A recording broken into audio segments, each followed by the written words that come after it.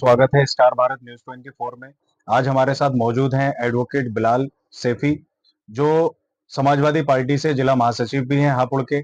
आज उनसे बात करेंगे, राब्ता करेंगे कुछ खास बातचीत टॉपिक पर और जानेंगे कि अभी जैसे कि बरेली में कुछ चल रहा है, उसके बारे में। आज सपा का डेलीगेशन जाना था, वो भी रोक दिया गया।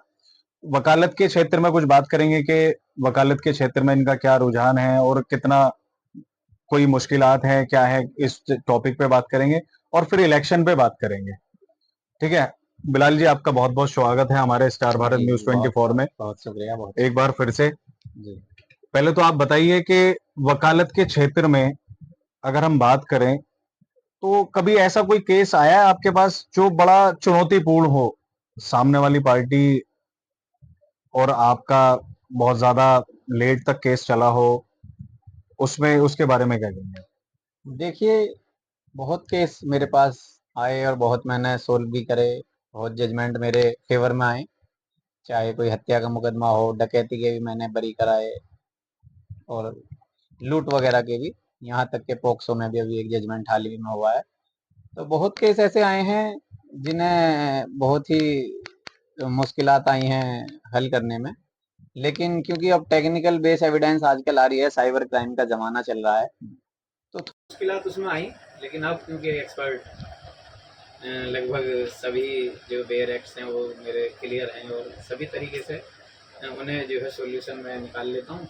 और कहीं कोई मदद होती है तो अपने जो आईटी सेक्टर के लोग हैं, जो भी कंप्यूटर की नॉलेज रखने वाले लोग हैं, उनसे डिस्कस करके निकल जाते हैं। क्योंकि आजकल जो क्राइम होता है वो ज़्यादातर जो है मोबाइल बेस है और कहीं न कहीं आदमी टेक्निकल यूज़ कर रहा है क्राइम करने में। तो उन चीज़ों तक हम पहुँचकर कहीं न कहीं चीज़ों को समझते हैं और समझकर साइबर क्राइम के क्षेत्र में भी आजकल जो भी घटनाएँ हो रही हैं, उनमें भी जो टेक्निकल बेस एविडेंस है, उनको हम कहीं न कहीं कोर्ट के सामने इस तरह रखते हैं कि हमारा जो मुल्ज़िम है, उसको बरी कराने की तरफ आगे बढ़ें। चाहे वो छोटा केस हो या बड़ा हो, ये बात मायने नहीं रखती। बात ये है कि हमें अपना मुल्ज़िम किस तरीके से बरी करें। देखिए बिलाल जी, अगर हम बात करें आपकी वकालत की तो काफ़ी अरसा हो गया है आपको, काफ़ी टाइम हो गया है, काफ़ी साल हो गए हैं आपको वकालत करते करते। कभी ऐसा भी केस आया है कि आप मुजरिम सही है और उसकी आपको जमानत करवानी पड़ी हो? मतलब जैसे कि भाई गुनाहगार है वो, केस में पूरा इन्वॉल्व है और उसकी भी आपने जमानत कराई हो, ऐसा भी कभी हुआ? हाँ, एक केस मेरे पास खिचरा पड़ता है, थाना धौलाना में एक वहाँ का केस मेरे पास आया था। वो केस किसी ने मेरे पास भेजा था, तो मुझे इसलिए वो लड़ना पड़ा। उसमें क्या था, जो मुल्ज़िम था, वो एक महिला थी, वहीं किराए पर रहने वाली। उसके बच्चे को सबसे ज़्यादा खिलाता था वो। उसको चीज़ भी खिलाता था, घुमाने भी ले जाता था, सारी चीज़। लेकिन उस बच्चे की माँ और उस मुल्ज़िम के बीच में कोई छोटी-मोटी बात को लेकर छोटा-मोटा झगड़ा बना और उस झगड़े बनने की स्थिति में वो रंजिश मानने लगा उस परिवार से। तो उसने वो बच्चा मसूरी की नहर में ले जाकर फेंक दिया था और मसूरी की नहर में फेंकने के बाद जब ढूंढेर मची तो वो जो मेरा मुल्जिम था वो खुद उसे ढूंढवा रहा था, लड़के को पुलिस की मदद कर रहा था कि इधर ढूंढो उधर ढूंढो, ताकि किसी को ये शक ना हो कि ये बच्चा इसी ने जो है नहर में फेंक दिया है। लेकिन जब सीसीटीवी फुटेज खंगाले गए चारों तरफ के, तो वही व्यक्ति जो मेरा मुल्जिम था, जिसका जो मेरा क्लाइंट था, जिसका मैं मुकदमा लड़ रहा था, वही उस सीसीटीवी फुटेज में उस बच्चे को ले जाता हुआ और नहर में गिरते हुए उसकी वीडियो रिकॉर्ड कर दी।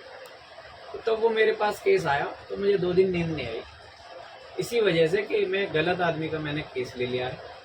अब क्योंकि जब ले लिया और वो भी विधवा औरत थी, यानी जो मेरा मुल्जिम था उसके बाप नहीं था, वो मेरे पास आकर रोई थी कि मेरे बेटे की ज़मानत करा दो।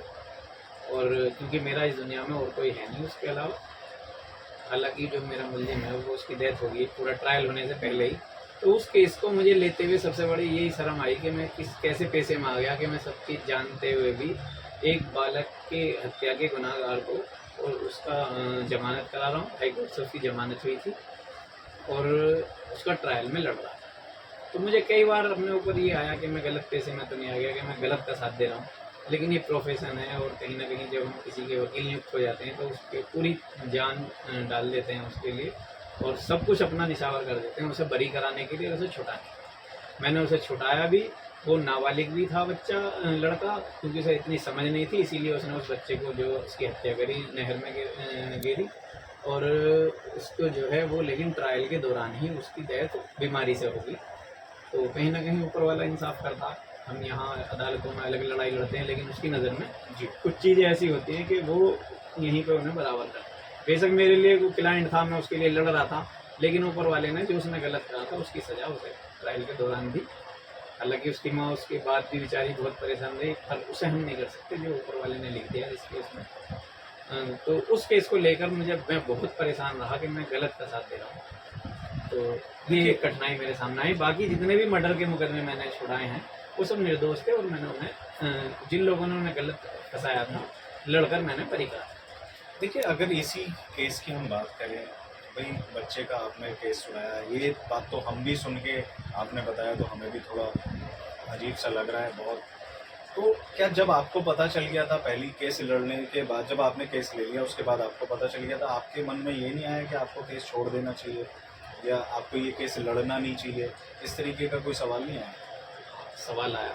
असल में जब मेरे पास ये केस आया था तब तक उसमें ना तो चार्जशीट आई थी, सिर्फ एफआईआर थी, और एफआईआर के बेसिस पे किसी को ये नहीं पता लगाया जा सकता कि वो असल मुलजिम है या उसे फंसाया गया। क्योंकि जब मेरे पास ये मुकदमा आया था सिर्फ एफआईआर थी, तो एफआईआर के हिसाब से ही मैंने उसकी बेल डाली थी। और बेल डालने के बाद जब chargesheet I case diary I court में, तो मुझे पता लगा कि ये तो सीसीटीवी में उसको ले जाता हुआ आ रहा है। लेकिन क्योंकि मैं उस केस में आ चुका था, इंगेज हो चुका था, फीस पकड़ चुका था और उसे कमिटमेंट कर चुका था कि तुम्हारी बेल में करा कर दूँगा, तो मैं अपने शब्दों से भी नहीं हट सकता था। ये मेरी मजबूरी थी। वरना अगर मुझे पहले ही ये पता चल गया होता कि इसी आदमी ने वास्तव में उस बच्चे को जो है कत्ल किया है, यानी उसे नहर में गिर कर आया है, 6 साल का बच्चा था वो, और उनके और कोई औलाद भी नहीं थी बेचारों के जिनका वो बच्चा था, तो मैं उस केस को नहीं पकड़ा था। क्योंकि जब मैंने उसमें एंगेज हो गया, मैंने उस जो विधवा औरत थी, यानी उसकी माँ मुलजिम थी, उसे कमिटमेंट कर दिया था। वो बहुत ही ज़्यादा परेशान हालत में थी, क्योंकि वो जो खर्चा कुछ पैसे लाती थी भी, एक तो हमने ना के बराबर पैसे लिए, लेकिन जो लिए भी तो वो बेचारी कहीं बर्तन मांझ के, कहीं पोछा करके वो अपने बेटे के लिए लड़ रही थी, और इसलिए मैंने वो केस लिया था। बाकी मुझे उस केस का बहुत ज़्यादा अफसोस रहा आगे से। मैं उसके बाद मैंने बहुत देख के और सोच समझ के केस लेने से। मतलब ये अगर माने तो आपके जीवन में सबसे बड़ी चुनौती थी आपके लिए जी। कि इस केस को लड़ना ना लड़ना, ये कन्फ्यूज़न करने वाला केस था, लेकिन आपने लड़ा और केस जीता भी। लेकिन ये भगवान की मर्जी थी, ऊपर वाले की मर्जी थी, अल्लाह की मर्जी थी कि आपने मतलब वो उसकी दौरान डेथ हो विचारणी गई। हाँ, दौरानी। ठीक है, ये बात तो हो गई अब। लेकिन अभी जैसे है कि महिलाओं के केसेस बहुत ज़्यादा बढ़ रहे हैं, तो आपके पास महिलाओं के केसेस भी आते होंगे भाई, पॉस्को एक्ट भी आते होंगे, शोषण वाले भी आते होंगे, छेड़छाड़ के भी आते होंगे, और अभी एक अभियान भी चल रहा है, मिशन शक्ति अभियान जो है सशक्तिकरण वाला, तो वो उस केसों को कैसे हैंडल करते हैं आप? देखिए, मेरे पास महिलाओं के बहुत केसेस हैं। बहुत केसेस ऐसे हैं जिनमें किसी महिला ने अपने हस्बैंड पे किया है, अपने ससुर पे किया है, सास पे किया है, या ससुराल वालों के खिलाफ किया है। और बहुत केस पॉक्सो के भी हैं। जो झूठे केस हैं वो मैंने अभी एक हाल ही में, हमारा एक साथी है पार्टी का, इस्लाम पिपलड़ी के रहने वाले, धौलाना थाने का मुकदमा था, वो मैंने बरी कराया पॉक्सो में। हालांकि बहुत चुनौतीपूर्ण रहते हैं पॉक्सो में मुकदमा बरी कराना किसी का, लेकिन हम लड़े। हमने जो है एविडेंस को कहीं ना कहीं जो है, जो प्रोसिक्यूशन की एविडेंस थी उसे रिपोर्ट करा, तो वो केस हम जीते। लेकिन कई मुकदमों में हम बच्चियों की तरफ से हैं, बच्चों के पिता की तरफ से हैं, और उन मुकदमों को हम पूरी अपने ऐसे लड़ते हैं कि हम ये जैसे हमारी बच्चियों के साथ ही कोई किसी ने इस तरीके करा। अभी सिंबावली थाने का एक केस था, उसमें हमने बहुत अपोज करा और बेल यहाँ से खारिज कराई, उसकी एंटीसिपेटरी हाई कोर्ट से भी एंटीसिपेटरी खारिज कराई, क्योंकि वो मुलजिम जो था वो दुकान चलाता था मोहल्ले में, और वहाँ वो छोटी छोटी बच्चियाँ चीज़ लेने जाती थी उससे, कटर पेंसिल या अपने खाने का।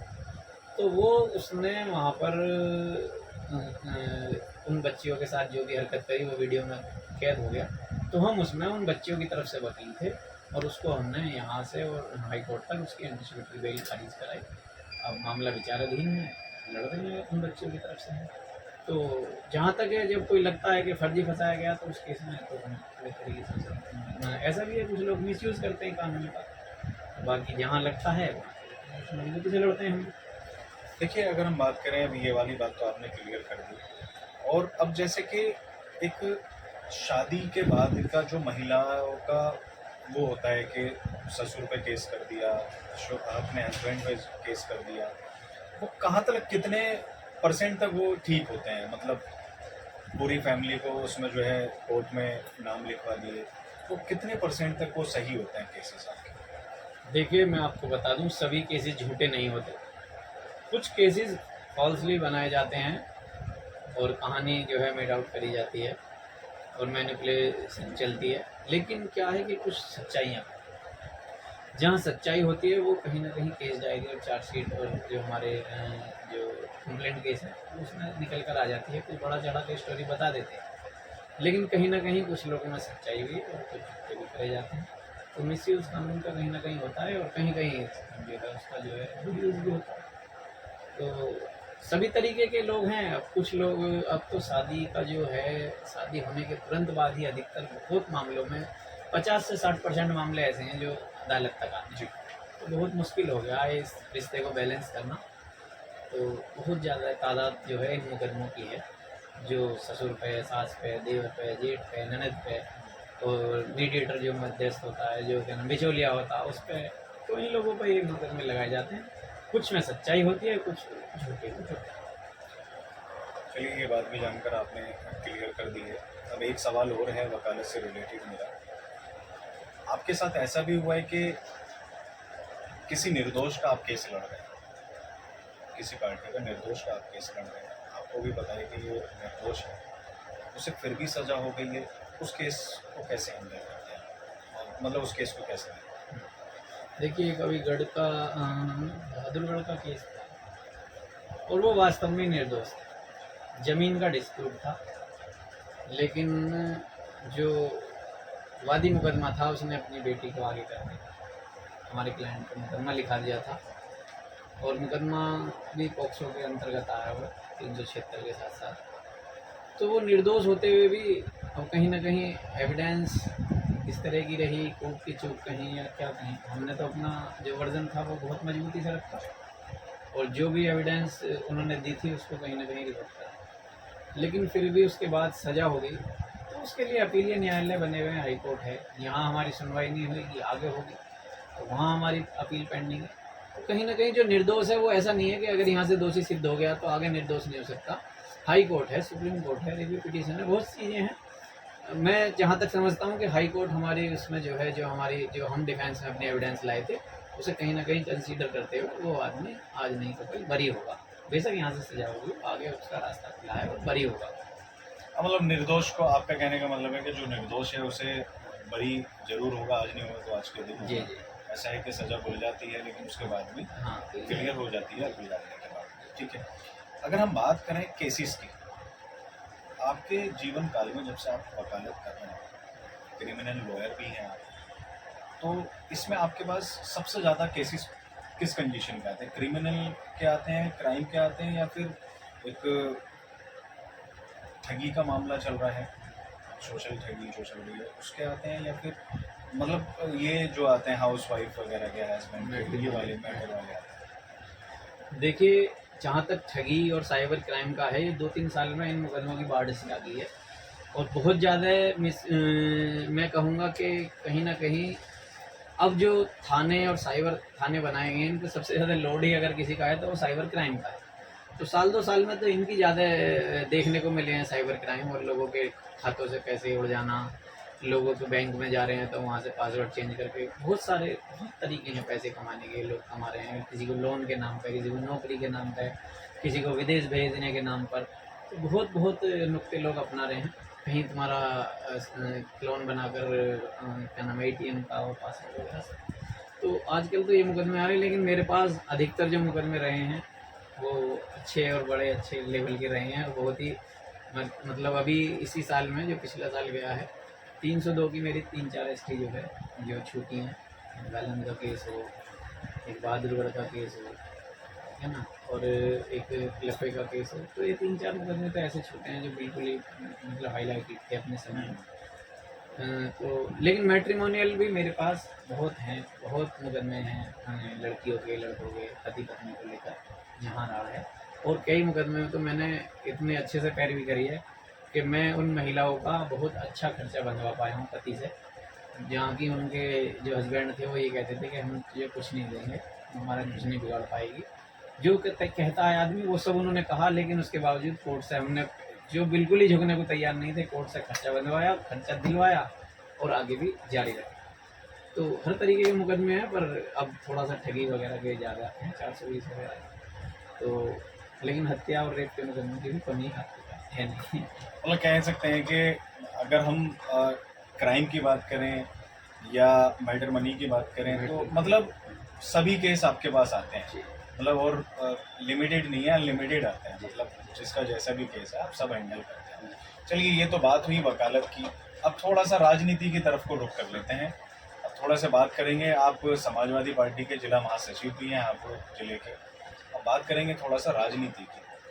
आप हापुड़ जिले में सपा को कितनी मजबूती से देखते हैं? देखिए, माननीय राष्ट्रीय अध्यक्ष अखिलेश यादव जी का मैं सिपाही हूँ और आज समाजवादी पार्टी का 33वां स्थापना दिवस भी है। उसकी आपको भी और आपके तमाम जो चैनल देख रहे हैं और तमाम हापुड़ के और प्रदेश के लोगों को बहुत बहुत बधाई और शुभकामनाएं हमारे जो स्थापना दिवस है।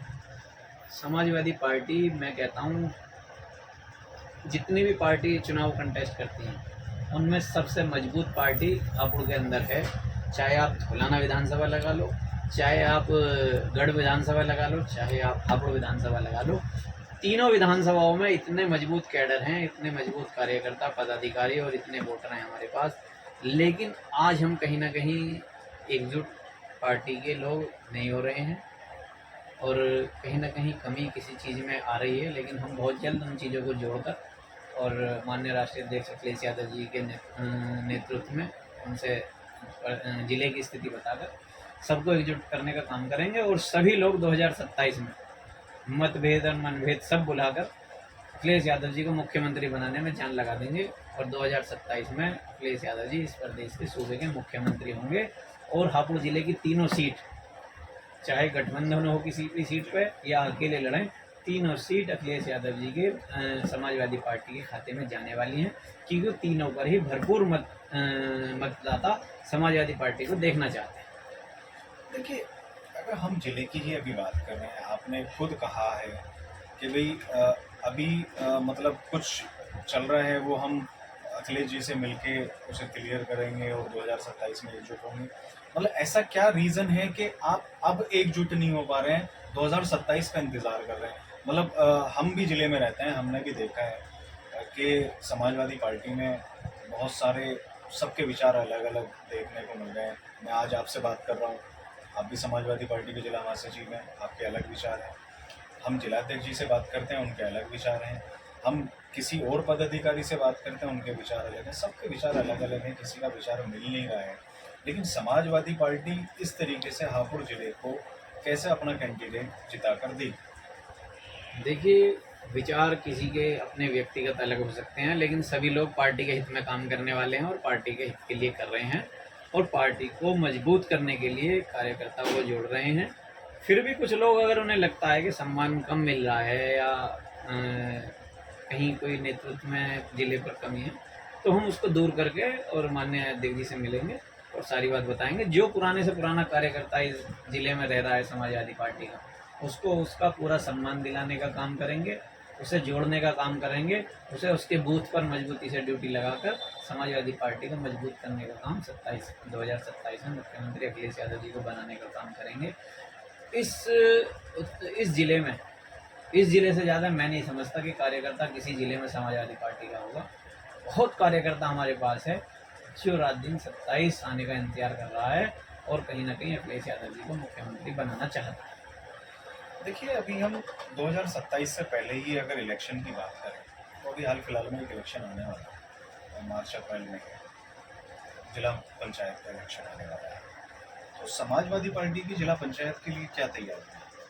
देखिए, समाजवादी पार्टी का प्रत्येक कार्यकर्ता कोई भी चुनाव हो, कभी भी हो, मुलायम सिंह यादव जी के से प्रेरणा लेते हुए और अखिलेश यादव जी के पद चिन्हों पर चलते हुए उनके आदेश और निर्देश के तहत काम कर रहा है। और जहाँ तक चुनाव की तैयारी की बात है, एक बार पार्टी कार्यालय से आदेश यदि हो जाएंगे कि हमें चुनाव लड़ना है जिला पंचायत का या नहीं लड़ना है, उसमें क्लियर चीज़ें हो जाएंगी, तो हम उसी तरीके से अपनी रणनीति बनाकर 19 के 19 वार्ड जीतने का काम करेंगे।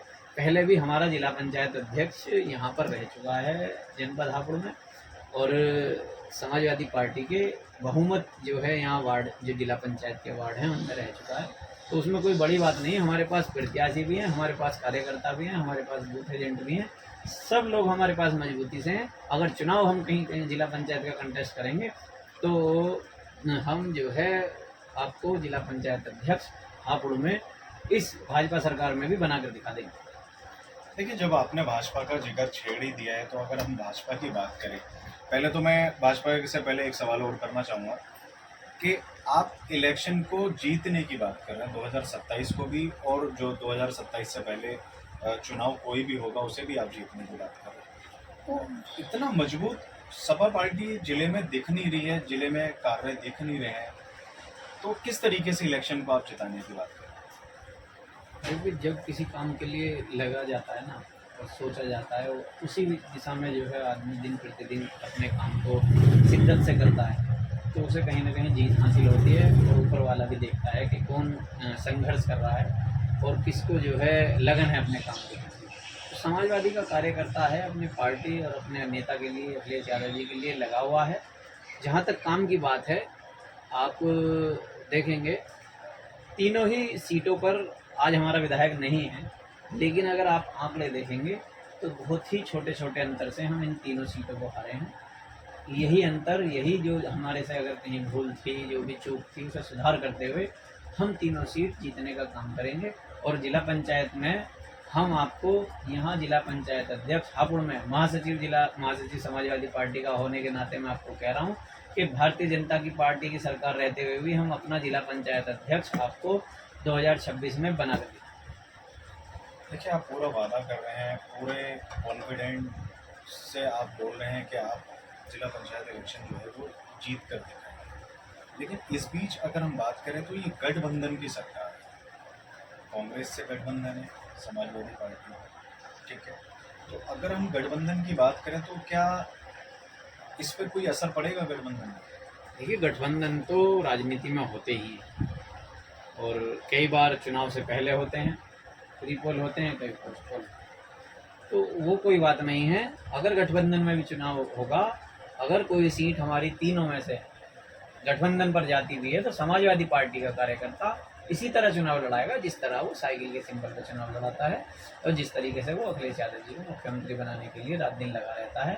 फर्क इस बात से नहीं पड़ता कि किस पार्टी का प्रत्याशी। अगर हमारे नेता का ये निर्देश होगा कि गठबंधन कर लिया है और फला पार्टी का प्रत्याशी फला सीट पर लड़ेगा, तो उसको हम तन मन धन से और समाजवादी सिपाहियों की तरह ही प्रत्येक सिपाही हमारा पार्टी का कार्यकर्ता बनकर लड़ाएगा।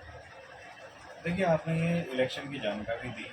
देखिए, हम अगर बात करें तो जीतने की बात तो सभी पार्टियां करती हैं, कोई हारने की बात नहीं करता है, सब जीतने की बात करते हैं। आप भी जीतने की बात कर रहे हैं, अच्छी बात है, जीतना भी चाहिए, ठीक है। ये तो सब जनता फैसला करेगी कि जनता किसको गद्दी पर बिठाएगी, किसको जिताएगी, ठीक है। अब हम बात करते हैं जिले की मजबूती की, तो कहीं ना कहीं आपको ऐसा लगता है कि समाजवादी पार्टी जिले में बहुत ज़्यादा मजबूत हो गई है? जैसे कि अभी हम कांग्रेस की बात करें, ठीक है, कांग्रेस हापुड़ में मजबूती से अपना काम कर रही है, भाजपा जो है अपना मजबूती से काम कर रही है। जो आपका अगर हम बात करें बहुजन समाज पार्टी की, तो वो भी अपना काम कर रही है। सब अपने अपने पार्टियों के लिए अपने अपने कार्य कर रही हैं, तो इसमें किसकी कितनी मजबूती आप देख रहे हैं? देखिए, कांग्रेस पार्टी का अपना संगठन है, अपनी विचारधारा है और अपने जो है लोग हैं, वो अपने संगठन को मजबूत करें, क्या करें उस पर तो हम कोई टीका टिप्पणी नहीं करेंगे। लेकिन समाजवादी पार्टी के सहयोग की ज़रूरत जहाँ पड़ेगी और गठबंधन यदि रहा तो समाजवादी पार्टी का कार्यकर्ता आपको कांग्रेस के कार्यकर्ता से 21 मिलेगा और प्रत्येक गांव में, प्रत्येक बूथ पर और लेकर चुनाव शुरू होने से काउंटिंग तक पूरी मजबूती के साथ। आपने देखा होगा कि किस तरीके का उत्साह 2022 में था, जब स्ट्रॉन्ग रूम पर निगरानी करने के लिए हम रात भर रुके थे वहाँ। जी। रात भर हम वहाँ मच्छरों में और क्या नाम है गर्मी में रहे, लेकिन उसके बावजूद भी हम लोग अड़े रहे और विपक्ष में रहने के 2017 से आज तक विपक्ष में रहने के बावजूद भी हम समाजवादी पार्टी के सिपाही हैं और 2027 में 2022 से ज़्यादा ताकत लगा देंगे ताकि हम अखिलेश यादव जी को मुख्यमंत्री बनते हुए देखें। देखिए, अगर हम जिले की ही अभी बात कर रहे हैं, एक लास्ट सवाल है जिले का मेरा, तो कहीं ना कहीं कुछ कभी वीडियोस वायरल होती हैं समाजवादी पार्टी की, कुछ सुनने में आता है कि मिसफ्रूट चल रहा है कुछ आपके कार्यकर्ताओं में, कुछ पार्टी में, मतलब जो जिले की पार्टी है उसमें, मतलब अब अगर हम बात करें तो दो मैंने प्रोग्राम होते हुए देखे हैं हापुड़ जिले में। एक जिला अध्यक्ष जी का होता है, एक अध्यक्ष जी दूसरे हैं, अनकड़ जी उनका होता है। तो ये जो प्रोग्राम अलग क्यों होते हैं, उसका क्या रीज़न है?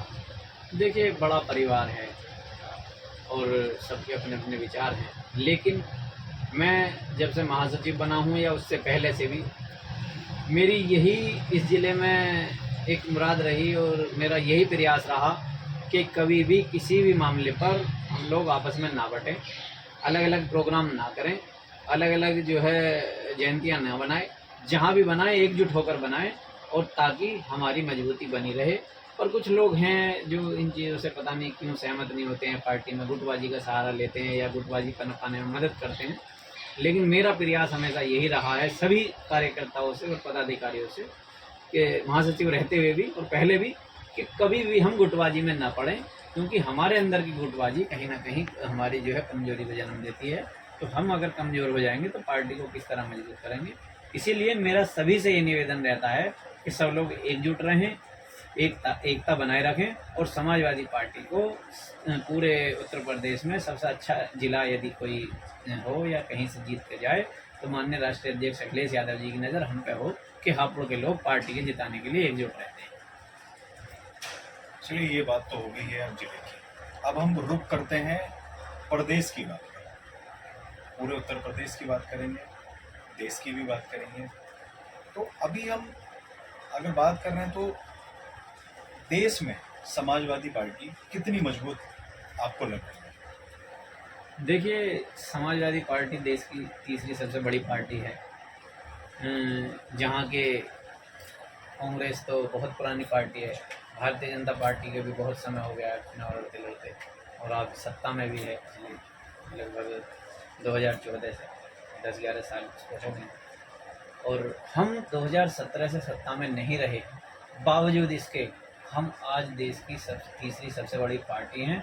हमारे नेता हमारे अखिलेश यादव जी जो कि पूर्व में मुख्यमंत्री रहे हैं, आज अगर संसद में किसी का जलवा है तो उनका है, जो बेधड़क होकर सवाल पूछते हैं वो पूछते हैं या उनकी टीम पूछती है। तो इसलिए देश में जहाँ तक बात है समाजवादी पार्टी बहुत मजबूत और बहुत ही अग्रणी पार्टियों में है और किंग मेकर की स्थिति में है और रहेगी। देखिए, आपने समाजवादी पार्टी पर प्रकाश डाला। अब हम बात करेंगे कांग्रेस का एक नारा है, राहुल गांधी जी ने जो दिया है कांग्रेस पार्टी को, वोट छोड़ गद्दी छोड़, वोट छोड़ गद्दी छोड़। तो समाजवादी पार्टी इस नारे को कितना सपोर्ट करती है? देखिए, माननीय राष्ट्रीय अध्यक्ष जी अखिलेश यादव जी जो बिहार में एक कैंपेन चला रखा था कांग्रेस के नेता राहुल गांधी जी ने, उसको सपोर्ट किया है और अगर कहीं गड़बड़ है और कहीं ना कहीं लोगों का हक जो वोट का हक है, मूल हक है, और इससे वाहिद हक कोई मैं मानता भी नहीं कि वोटिंग राइट जो है आपका वो सबसे बड़ा अधिकार है, उसे किसी को छीनना नहीं चाहिए। यदि ये भारतीय जनता पार्टी अपने साजिश और षड्यंत्र के तहत चुनाव जीतने के लिए लोकतंत्र पर ये हमला करती है कि किसी व्यक्ति की वोट चोरी की जाए और उसकी वोट चोरी करने के उपरांत भी गद्दी पा ली जाए, तो ये बहुत खतरनाक सोच है और लोकतंत्र को कमज़ोर करने वाली सोच है। हर एक समाजवादी इस बात के खिलाफ है कि किसी की वोट चोरी की जाए। जब समाजवादी खिलाफ है तो समाजवादी पार्टी खिलाफ है और हम खिलाफ हैं और हमारे नेता खिलाफ हैं तो हम खिलाफ हैं। वो तो राष्ट्रीय अध्यक्ष अखिलेश यादव जी का बिहार जाना और राहुल गांधी जी की रैली में सम्मिलित होना इसी बात का सबूत है कि हम लोकतांत्रिक मूल्यों को मजबूत करना चाहते हैं। समाजवादी पार्टी लोकतंत्र में विश्वास रखने वाली, संविधान में विश्वास रखने वाली, बाबा साहब भीमराव अम्बेडकर जी के पद चिन्हों पर चलने वाली पार्टी, राम मनोहर लोहिया जी के पद चिन्हों पर चलने वाली पार्टी है। तो हम जो है किसी के अधिकार और हक के साथ चोरी करने की बात जो है गवारा नहीं करते हैं। हम समाजवादी लोग हैं, समाजवाद के सहारे से चलते हैं। तो आपको भी लगता है कि वोट चोरी हकीकत में हुई है, रियलिटी है ये कि वोट चोरी जो हुई है वो सही है, और राहुल गांधी जी ने जो फैसला मतलब वो जो नारा लगाया है वो सही है, जो रैली करी है वो भी सही है? देखिए, राहुल गांधी जी ने जो चोरी पकड़ी है, जो आंकड़े उन्होंने दिए हैं, वो कोई चोरी छिपे या किसी कमरे में बंद कमरे में उन्होंने ये बात नहीं कही है। देश के प्रमुख चैनलों पर, जो बड़े बड़े चैनल हैं, उन पर उन्होंने सच्चाई बताई है, आंकड़ों के साथ बताई है, अपने डाटा के साथ बताई है। तो उसी से ये सब साबित होता है कि कहीं ना कहीं भारतीय जनता पार्टी ने सत्ता पाने के लिए, गद्दी पे बने रहने के लिए, चाहे विधानसभा हो चाहे लोकसभा हो, इन चुनावों में वोट चोरी करी है, लोगों के हक और मताधिकार पर डाका डाला है। ये कहीं ना कहीं लोकतंत्र को कमज़ोर कर कर सत्ता में बने रहना चाहते हैं। लेकिन लोकतंत्र इसी का नाम है कि जो आज है वो कल नहीं होगा। तो इसी बात को लेकर मैं आपसे बता देना चाहता हूँ कि कहीं ना कहीं गद्दी भविष्य में छोड़नी पड़ेगी। देखिए, जो काम राहुल गांधी जी ने करा है वो समाजवादी पार्टी भी कर सकती थी। क्या समाजवादी पार्टी का उस तरफ रुख ही नहीं था, ध्यान ही नहीं था? देखिए, समाजवादी पार्टी इस बात को लेकर पहले से ही बहुत ज़्यादा काम कर रही थी, और कहीं ना कहीं अखिलेश यादव जी ने इस मुद्दे पर इलेक्शन कमीशन को 2022 के चुनाव के बाद घेरा था, और कई हज़ार की तादाद में लोगों के हलफनामे, जिन्हें शपथ पत्र बोलते हैं, वो शपथ पत्र इलेक्शन कमीशन को दिए थे, जिन्हें आज इलेक्शन कमीशन नकार रहा है। उनकी रिसीविंग भी जो है इलेक्शन कमीशन ने पार्टी कार्यालय को दी। तो हम इस मुद्दे पर ऐसा नहीं है कि बोले नहीं या हमने उठाया नहीं, हमने उठाया, संवैधानिकता से उठाया, कागज पर लोगों के हलफनामे दिए प्रत्येक जिले से जिनकी वोट कटी थी, जिन लोगों की वोटों पर डाला गया था, उन्हें इलेक्शन कमीशन को देकर इलेक्शन कमीशन को इस बात से अवगत कराया गया। तो ऐसा नहीं है कि हम इस मुद्दे पर चुप थे, हम भी अपने तरीके से काम कर रहे थे, और कहीं ना कहीं सबूतों के आधार पर हम लड़ाई लड़ रहे थे। चलिए ठीक है, ये बात तो आपने क्लियर करी। अब हम आपसे जानना चाहेंगे कि उत्तर प्रदेश की राजनीति, उत्तर प्रदेश की राजनीति को आप किस उससे देखना चाहते हैं, किस नज़र से देख रहे हैं? आज की डेट में क्या उत्तर प्रदेश की राजनीति जो चल रही है वो सही चल रही है, या उसे किस नज़र से आप देखना चाहते हैं, उस पर प्रकाश डालिए थोड़ा सा। देखिए, उत्तर प्रदेश में आज तो पुलिस का राज है, कोई लोकतांत्रिक सरकार दिखाई नहीं देती है। एक तानाशाह रवैया हो गया है कि आदमी की अभिव्यक्ति की जो स्वतंत्रता है उसको बहुत ज़्यादा घोट दिया गया है, और सरकार के खिलाफ बोलना ही एक बहुत बड़ा अपराध माना जा रहा है। सरकार के खिलाफ बोलना देश के खिलाफ बोलना माना जा रहा है। सरकार के खिलाफ विचार व्यक्त करना देश के खिलाफ विचार व्यक्त करना माना जा रहा है, जो कि लोकतंत्र के लिए खतरा है। और जो अभिव्यक्ति की स्वतंत्रता संविधान ने बाबा साहब भीमराव अम्बेडकर जी ने हमें दी है, उसका गला घोंटकर कोई भी डेमोक्रेसी या कोई भी लोकतंत्र नहीं चल सकता है। आपको अपना विचार व्यक्त करने की स्वतंत्रता होनी चाहिए। आपको जो है जो देश प्रदेश के संसाधन हैं उनका जो बंटवारा है वो एक सामाजिक न्याय के आधार पर करना चाहिए, आर्थिक न्याय के आधार पर करना चाहिए। और जहाँ तक राजनीति की बात है तो राजनीतिक न्याय होना चाहिए। मात्र कुछ लोगों के पास ही सत्ता का जो पावर है उसको जो है एकीकरण ना होकर उसका विकेंद्रीकरण होना चाहिए। क्योंकि आज सरकार के खिलाफ हर उठने वाली आवाज़ को झूठे मुकदमे या जेल भेजकर दबाया जा रहा है, जिसमें आजम खान साहब एक जीता जागता उदाहरण है, जिन्हें सिर्फ सज़ा अगर कोई मिल रही है तो वो सरकार के खिलाफ और सरकार की नीतियों के खिलाफ बोलने के लिए उन्हें 5 साल जेल में जो है सड़ाया गया है। तो कहीं ना कहीं इस तरीके से जो राजनीतिक स्तर है वो राजनीति का गिर रहा है, और राजनीति में प्रतिद्वंद्विता आ रही है। आदमी जो भी सत्ता में अगर आगे को आएगा तो वो अपने बदले के लिए जो है पावर का इस्तेमाल करेगा, और पावर जो पानी चाहेगा, शक्ति जो पानी चाहेगा, सत्ता माना चाहेगा, वो सिर्फ अब लोगों के हित की बात ना करके पहले अपना ये देखने की कोशिश करेगा कि मुझे किससे बदला लेना है। इस तरीके की राजनीति हो रही है, और इस राजनीति की जितनी निंदा की जाए कम है। राजनीति अगर देखनी है तो पीछे चलिए, अटल बिहारी जी को देखिए, मनमोहन सिंह जी को देखिए, लाल बहादुर शास्त्री को देखिए, गांधी जी को देखिए। तो कहीं ना कहीं जो है स्वीकारिता है, उसको भी कहीं ना कहीं राजनीति में जगह होनी चाहिए। यदि सरकार से विचार तुम्हारे अलग हैं तो ऐसा नहीं है कि सरकार आपको कुचल डाले। तो ये बहुत गलत नीतियाँ हैं, इन नीतियों का हम समाजवादी लोग विरोध करते हैं। देखिए, आपने आजम खान जी का जिक्र करा था, लेकिन आजम खान जी पर हम बाद में आएंगे। उससे पहले हमारा एक सवाल है, यूपी में अभी बरेली में कुछ, आपको सारी खबर मिली नहीं होगी, बरेली में कुछ दंगा हुआ था। तो अभी आज अगर हम बात करें तो समाजवादी पार्टी का डेलीगेशन भी वहाँ जा रहा था मिलने उनसे, बरेली वालों से, तो वो रोक दिया गया रास्ते में। तो बरेली वाले केस में आप किस तरीके से देखते हैं? देखिए, चाहे बरेली हो चाहे कानपुर हो, इस सरकार की और सरकार के प्रशासनिक जो नीतियां हैं उनकी कहीं ना कहीं विफलता है। और सरकार को जो इनपुट मिलते हैं उन इनपुट्स को मद्देनज़र रखते हुए सुरक्षा व्यवस्था कड़ी ना करने में सरकार जो है कहीं ना कहीं सरकार नाकाम रही है।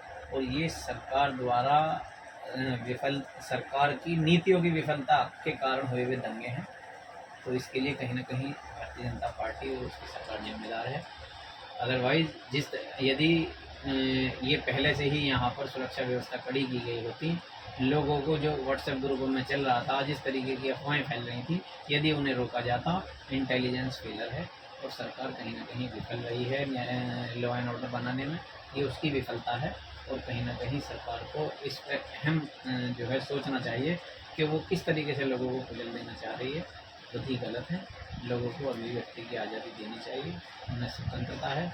कोई किसी भी धर्म को मानने वाला, किसी जाति पंथ को मानने वाले से किसी की कोई बैर नहीं हो सकती, लेकिन उसके बावजूद भी धर्म देखकर लोगों के प्रति जो है क्रूरता से जो है कार्रवाई कराई जा रही है, वो गलत है। देखिए, अभी बहुत सारे लोग बरेली में उठ चुके हैं, मुकदमे दर्ज हो गए हैं। अगर हम बात करें तो मुकदमे बहुत सारे हो चुके हैं। तो क्या ये जो मुकदमे हो रहे हैं, ये सभी पे जो हो रहे हैं, ये सही हैं या आप उसे किस नज़रिए से? देखिए, मुकदमे सही है गलत हैं ये तो अदालत तय करती है, लेकिन जो बुलडोजर चल रहा है उसका कहीं कोई हवाला ना संविधान में है और ना ही किसी न्याय संहिता में है, ना नागरिक संहिता में है और ना ही किसी पेनल कोड में है। आदमी पर मुकदमा लग जाए, वो लड़कर बरी होएगा या उसको सजा होगी। लेकिन अगर मुकदमा चलने से पहले ही किसी के घर पर बुलडोजर चलाया जाएगा तो वो कहीं ना कहीं अन्याय है। और आज भी चीफ जस्टिस जो हैं हमारे देश के, उन्होंने जो है मॉरिशस में एक अपना जो है वक्तव्य दिया है और उन्होंने कहा है कि हम जो प्रशासन है वो खुद ही ज्यूरी नहीं हो सकती, खुद ही जज नहीं हो सकती और खुद ही जल्लाद नहीं हो सकती। उसके बावजूद उत्तर प्रदेश में विफल नीतियों के कारण ये सब काम कराए जा रहे हैं। बल से प्रशासन और शासन नहीं चलता है, बुद्धिमानी से चलता है, अच्छी नीतियों से चलता है, अच्छे प्रशासनिक अधिकारियों से चलता है। तो कहीं ना कहीं जिन लोगों पर भी मुकदमे लगे, ये तो गलत लगे या सही लगे तो अदालत तय करेगी और एविडेंस तय करेंगे। लेकिन जिन लोगों के मकान ढाए जा रहे हैं, जिन लोगों के घरों को जो है बुलडोजर से कुचला जा रहा है, वो कभी ना तो बन पाएंगे और ना ही उनका कोई हिसाब अदालत में हो पाएगा। कहीं ना कहीं मैं समझता हूँ कि सब जितनी भी कार्रवाई की जा रही है ये सिर्फ और सिर्फ सत्ता के बल पर लोगों को दबाने के लिए और उन्होंने सरकार के प्रति उठने वाली आवाज़ों को दबाने के लिए करी जा रही है। तो मैं इसकी निंदा करता हूँ। देखिए, अगर बुलडोजर की बात करें तो कोर्ट का आदेश आने के बाद भी बुलडोजर जैसे पहले चल रहा था ऐसे ही अब चल रहा है। केस फाइनल होने से पहले ही अगर किसी मुजरिम पे कोई केस हो रहा है और वो उस पर जजमेंट आने से पहले ही बुलडोजर चला दिया जाता है, तो यूपी में बुलडोजर तो नहीं रुकने वाला और रुक भी नहीं रहा है। उसके बारे में क्या है? देखिए, यदि बुलडोजर नहीं रुक रहा तो आज नहीं रुकेगा, साल भर नहीं रुकेगा, 6 महीने रुकेगा, लेकिन ये जनता है, पब्लिक है। अगर कहीं कोई किसी के खिलाफ अन्याय हो रहा है, हिंदुस्तान है, गंगा जमनी तहजीब के लोग रहते हैं, यहाँ एक दूसरे की विचारधारा को स्वीकार करने वाले लोग रहते हैं, एक दूसरे के धर्म और पंथ और जाति का सम्मान करने वाले लोग रहते हैं। तो ज़्यादा दिन ये सब चीज़ें सहने चलने वाली नहीं है। एक ना एक दिन आएगा, वोट का अधिकार आदमी यूज़ करेगा, इंसान यूज़ करेगा और कहीं ना कहीं ऐसी सत्ता को जो बिना किसी कानून के चलती हो, जो कानून की धज्जियाँ उड़ाते हुए लोगों के घर गिराती हो, उस सरकार को हटाने का काम ये प्रदेश की जनता करने वाली है 2027 में। देखिए, आपको लगता है कहीं ना कहीं जनता परेशान है?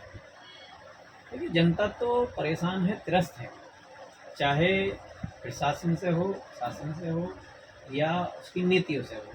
लेकिन अब इस प्रदेश में हाल ऐसा बना दिया गया है कि जनता अगर यदि कोई बोलेगा तो उसे मुकदमा झेलना पड़ेगा, उसका घर गिराया जाएगा, उसके जो संसाधन हैं, किसी कोई घर दुकान चला रहा है, कोई कारखाने चला रहा है, कोई फैक्ट्री चला रहा है, कोई गोदाम है, तो उन पर छापे लगाए जाएंगे। तो कहीं ना कहीं जनता त्रस्त है, परेशान है, लेकिन बोलने में इसलिए असमर्थ है क्योंकि ये सरकार किसी को भी बोलने की आज़ादी देना नहीं चाहती है और उसका गला घोट कर रखना चाहती है। इसीलिए आदमी जो है अपनी बात को कहने में जो है डर रहा है। यदि महंगाई नहीं थी, यदि सब कुछ सही चल रहा था तो क्यों घटाई जीएसटी? यदि सब कुछ सही था और लोग बढ़िया जी रहे थे, बढ़िया सस्ता खरीद रहे थे, सस्ता पहन रहे थे, सब कुछ था, तो क्यों तो लगाई थी, क्यों तो लोगों की जेब पर लूट डाली थी और क्यों जो है घटाई है? क्या अब देश का भला हो रहा है या जब देश का भला हो रहा है? देखिए, अगर जीएसटी की बात करें हम, अब आपने टॉपिक छेड़ ही दिया है जीएसटी का, तो भाजपा तो सेलिब्रेशन कर रहा है जीएसटी को घटाने पर, और भाजपा कह रही है कि कहीं ना कहीं व्यापारियों को बहुत फायदा मिला है, आम जनमानस को भी फायदा मिला है और व्यापारियों को भी फायदा मिला है, और भाजपा सरकार तो सेलिब्रेशन कर रही है जीएसटी घटाने का। तो ये आप किस नज़रिए से देखते हैं? देखिए भाजपा अब अपनी ही नीतियों में फंसती हुई नजर आ रही है और उसके जो निर्णय हैं वो कहीं ना कहीं आपस में विरोधाभासी हैं। जब जीएसटी लगाई थी तब तो देश को ये आज़ादी बताई थी, व्यापारिक आज़ादी, और जब आज आप जीएसटी हटा रहे हैं तो उसका भी कहीं ना कहीं आप सेलिब्रेशन कर रहा है। ये सिर्फ सेलिब्रेशन करने वाली सरकार है, ये हर मुद्दे को कहीं ना कहीं अपने हित में और अपने हक में दिखाने वाली है, लेकिन जनता है, सब जानती है। कहीं ना कहीं जब लगा रहे थे, जब भी लोगों की जो है इन्होंने नहीं सोचा कि जेब पे डांका डाल रहे हैं, 18% जो है जीएसटी ले रहे हैं। कोई आदमी 10 लाख की गाड़ी खरीद रहा है तो 1,80,000 रुपये जो है वो जो है जीएसटी भरा। तो तब कौन सी आज़ादी दे रहे थे? अब कौन सा ये इस सेलिब्रेशन करने के ये हकदार हैं जब उन लोगों पे इन्होंने जो है उनकी जेबों पर डांके डाले, तो अब कौन सा भलाई कर रहे हैं? ना कोई ज़्यादा किसी का पैसा घटा है किसी चीज़ों पे, और ना ही आज की डेट में, कई बार मैं अखबार में पढ़ चुका हूँ कि जिन व्यापारियों का पिछला माल है वो उसी के को देख रहे हैं, कोई कम करने को तैयार नहीं है। देखिए, अगर पिछले माल की बात करें तो सरकार ने तो एक जो है यहाँ बता दिया था कि अगर कोई पुराने रेट पर सामान बेचता है तो उस पर कार्रवाई की जाएगी। वो उसकी बात करें, चलिए वो तो कार्रवाई होती रहेगी, लेकिन उससे पहले हम बात करें ये जीएसटी की, कि आप कह रहे हैं कि जनता को क्या फ़ायदा हो रहा है। जनता को फ़ायदे की अगर बात करें तो भाजपा सरकार ने एकदम ये इलेक्ट्रॉनिक सामान पर सब पे पैसा डाउन हुआ है, दूध दही इन पे सब पे पैसा डाउन हुआ है, तो व्यापारियों को भी कहीं ना कहीं फ़ायदा हुआ है जीएसटी का। तो आप किस उससे बोल रहे हैं कि भाई फ़ायदा नहीं हुआ जनता को? देखिए फ़ायदा जितना होना है उससे ज़्यादा जनता का नुकसान हो चुका है पिछले जितने सालों में से जीएसटी आई है। यही भारत के प्रधानमंत्री कांग्रेस पर जीएसटी लाने का विरोध करते थे। अब यही जब लेकर आए तो इन्होंने देश की आज़ादी बताया। अब इन्होंने जब घटाई है तो क्यों घटाई है, इसका भी कोई इनके पास ना जवाब है, ना कोई क्लियर इनकी नीति है। और जहाँ तक बात ये है कि लोगों को फ़ायदा इलेक्ट्रिक आइटम, ये मैं कह रहा हूँ लोगों के पास रोज़गार नहीं है, लोगों के पास किसान के पास सही उसे एमएसपी नहीं है, उसको अपनी फसल का वाजिब जो है पैसा नहीं मिल रहा है, नौजवान को जो है सही नौकरी पे जो है उसकी सैलरी नहीं मिल रही है, लोग बेरोज़गार हैं। जब वो बेरोज़गार हैं तो कोई क्या खरीदेगा? आप घटाओ या बढ़ाओ, गरीब आदमी के लिए उससे क्या? जिसके पास है, जो अमीर है वो अमीर होता जा रहा है, जो गरीब है वो गरीब होता जा रहा है, उसको जीएसटी कम होने या बढ़ती होने से क्या है? तो आपको लगता है कि आम जनमानस को जीएसटी का कोई घटाने का कोई फ़ायदा नहीं हुआ है? भाजपा ने ही जीएसटी लगाई थी और भाजपा ने ही जीएसटी घटा दी है। वो अपने मर्जी के मुताबिक काम कर रही है, जब मन करता है वो जीएसटी बढ़ा अपने हक में माहौल बनाया। हाँ, जब मन करता है वो जीएसटी घटा देती है। चलिए, ये जीएसटी वाली बात तो हो गई है हमारी। अब बात करते हैं आजम खान जी की। समाजवादी पार्टी के एक कद्दावर नेता हैं आजम खान जी, और जहाँ तक उनके बारे में हमने सुना है कि बहुत पुरानी, जब से पार्टी बनी है, जब से वो समाजवादी पार्टी से जुड़े हुए हैं, उन्होंने कोई पार्टी चेंज नहीं करी है, कुछ नहीं करी है। इतने सारे मुकदमे होने के बाद भी वो कोर्ट से बरी हो गए हैं, और बरी होने के बाद समाजवादी पार्टी के लिए बहुत ज़्यादा हलचल जिस टाइम वो बरी हुए थे बहुत ज़्यादा हलचल चल रही थी कि वो बसपा में चले जाएंगे, वो पार्टी छोड़ देंगे, अखिलेश यादव जी से नाराज़ हैं या समाजवादी पार्टी से नाराज़ हैं। उसके बारे में आप क्या कहना चाहेंगे, उस पर क्या प्रकाश डालेंगे? देखिए, जहाँ तक आजम खान साहब का सवाल है, आजम खान साहब समाजवादी पार्टी के, हमारी पार्टी के फाउंडर मेंबर हैं और उन्होंने मुलायम सिंह यादव जी के साथ रहते हुए इस पार्टी को सींचा है और इसे मजबूत किया है और मुख्यमंत्री मुलायम सिंह यादव जी को मुख्यमंत्री बनाने का काम करा, पार्टी को मजबूत करने का काम करा और अखिलेश यादव जी को 2012 में सत्ता तक मुख्यमंत्री बनाने तक के काम आजम खान साहब कर रहे हैं और इसी के कहीं ना कहीं सज़ा भारतीय जनता पार्टी की सरकार उनको दे रही है, उनके बोलने पर, उनकी नीतियों पर, उनके द्वारा जो यूनिवर्सिटी लोगों को शिक्षा देने के लिए बनाई गई है उसको कहीं ना कहीं सरकार गिरा देना चाहती है और कहीं ना कहीं आजम खान साहब को सरेंडर करने पर मजबूर कर रही है। लेकिन आजम खान साहब ना झुकने वाले हैं और ना हार मानने वाले हैं। वो एक ऐसे नेता हैं जो जिस पार्टी में हैं, जो अब तक कहीं नहीं गए, इतने 5 साल जेल उन्होंने काटी है और यहाँ तक कि बेटे भी वहीं बैरक में रहा, घरवाली भी वहीं बैरक में रही। तो कहीं न कहीं जब इतनी चुनौतियाँ उन्होंने फेस करी हैं, तो वो समाजवादी पार्टी को कहीं छोड़कर जाने वाले नहीं हैं और हमारे नेता 8 अक्टूबर को आपको रामपुर में आजम खान साहब के बराबर में बैठे मिलेंगे, उनसे वार्तालाप करते मिलेंगे और कहीं न कहीं 27 के लिए रणनीति बनाने का काम दोनों नेता करेंगे और इस भारतीय जनता पार्टी की सरकार को, तानाशाह सरकार को उखाड़ फेंकने का काम ये आजम खान साहब और अखिलेश यादव जी करेंगे। आपको भी लगता है कि आजम खान जी से वो 8 तारीख में मिलेंगे अखिलेश यादव जी, तो उनकी नाराज़गी दूर हो जाएगी एक मिलने से, मुलाकात करने से? भाई जब जेल में थे तो ऐसा भी सुनने में आया था कि अखिलेश यादव जी ने कोई ध्यान नहीं दिया उन पर या समाजवादी पार्टी ने कोई ध्यान नहीं दिया। अब उनकी धीरे धीरे स्टेटमेंट आ रही हैं, तो वो मतलब खुल के नहीं बोल रहे हैं, लेकिन कहीं ना कहीं वो बातों की बातों में बातें कर रहे हैं समाजवादी पार्टी के भी लिए। देखिए, कोई नाराज़गी दोनों नेताओं के बीच नहीं है। ये सब पत्रकार लोगों द्वारा और जो और लोग होते हैं, एक कयास पैदा करे जाते हैं कि भाई कोई नाराज़गी चल रही है या कोई कहीं बसपा में जा सकते हैं।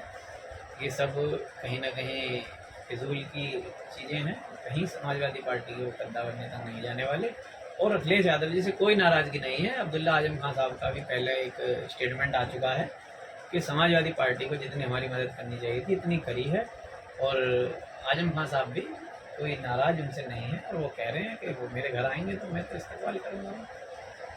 100 से प्लस ज़्यादा केस थे अभी भी। 114। हाँ, बहुत सारे केसेस उन पर लगाए गए थे। चलिए ठीक है, अब आजम खान जी जो तो अब 8 तारीख में अखिलेश जी मिलेंगे तो जी। सबको पता चल ही जाएगा जी। कि क्या रुख है उनका और कहाँ जाने वाले हैं और कहाँ रहेंगे।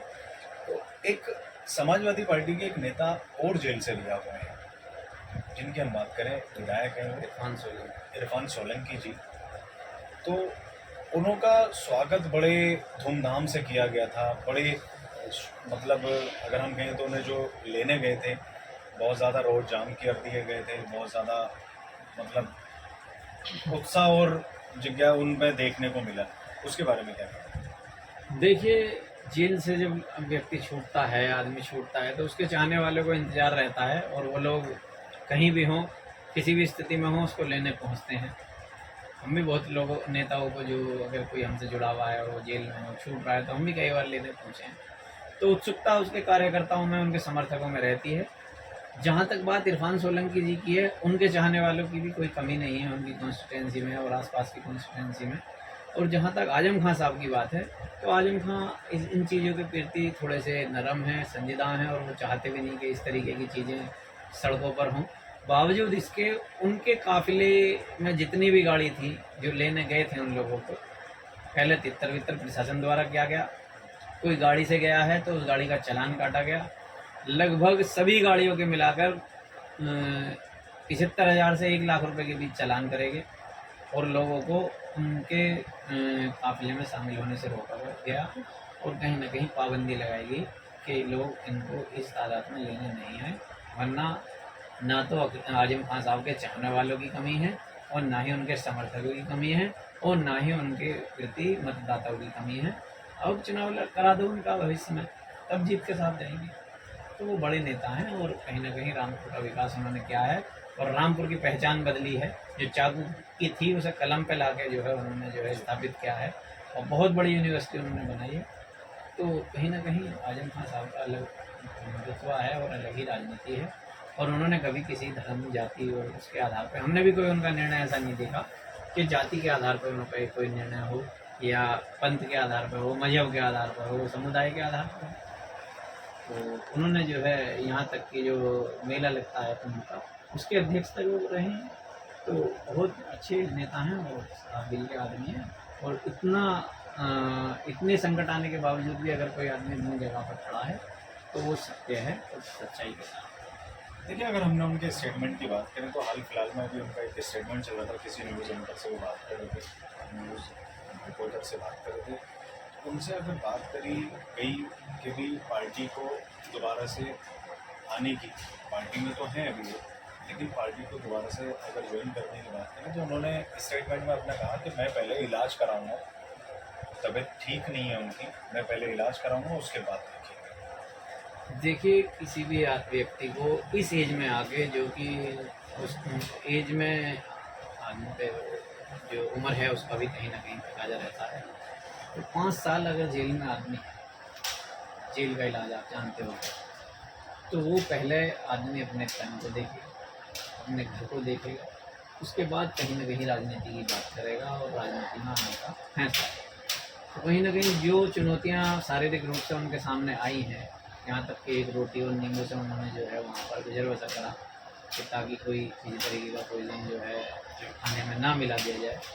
तो इस स्थिति में उन्होंने रहकर अपने आप को 23 महीने पहले और 27 महीने अब काटे हैं। तो वो कहीं ना कहीं उनके लिए शारीरिक चुनौतियों का विषय है।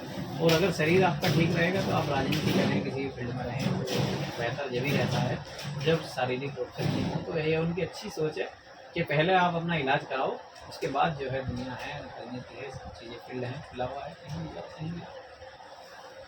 देखिए, अब आजम खान जी वापस आ चुके हैं समाजवादी पार्टी में, तो क्या 2027 में इलेक्शन में भाजपा के लिए कोई प्रभाव पड़ेगा इस चीज़ का? देखिए, आजम खान साहब समाजवादी पार्टी के बड़े नेता हैं और एक बड़ी आबादी इस प्रदेश की जो है उनके समर्थक है। तो कहीं ना कहीं भाजपा के लिए चुनौती है, क्योंकि आज जिस तरीके से आदमी सोने पर, खाने पर, पहनने पर, बोलने पर पाबंदियाँ लगाई गई हैं, उससे जनता त्रस्त बैठी है और 27 के चुनाव का इंतजार कर रही है। और बहुत बड़े अंतर से हम जो है आने वाला चुनाव जीतने वाले हैं और एक लहर क्या सुनामी में बदल देंगे। 2027 में समाजवादी पार्टी की सुनामी आ रही है। चलिए, बहुत बहुत धन्यवाद बिलाल जी आपका हमारे चैनल पर बात करना। ठीक है, अब एक लास्ट मैसेज अगर आप समाजवादी पार्टी के कार्यकर्ताओं को या समाजवादी पार्टी को या जनता को जो भी आप संदेश देना चाहते हैं हमारे चैनल के माध्यम से, वो आप दे सकते हैं। देखिए, मैं तमाम आपके चैनल के जितने भी दर्शक हैं सबसे कहना चाहता हूँ, और समाजवादी पार्टी के जो लोग हैं आप लोग के और प्रदेश के सभी से मैं कहना चाहता हूँ कि आप अपने मत और मन के भेदों को भुलाकर समाजवादी पार्टी को मजबूत करने में अपना जो है पूरा 100% लगा दें और अखिलेश यादव जी को मुख्यमंत्री बनाने की दिशा में काम करें, जिससे ताकि 27 में सत्ता आ सके। और जो हालात भारतीय जनता पार्टी ने पैदा कर दिए हैं प्रदेश में, भाई से भाई को लड़ाने का काम ये पार्टी कर रही है, उन हालातों को बदलने और इस देश और इस प्रदेश की उन्नति और विकास के लिए आगे बढ़ने का काम करें, ताकि ऐसी अराजक सोच वाली पार्टी को सत्ता से हटाया जा सके और राष्ट्र को एकीकृत करने के लिए, प्रदेश को एकजुट करने के लिए अखिलेश यादव जी को मुख्यमंत्री बनाने के लिए काम करें। चलिए, बहुत बहुत धन्यवाद।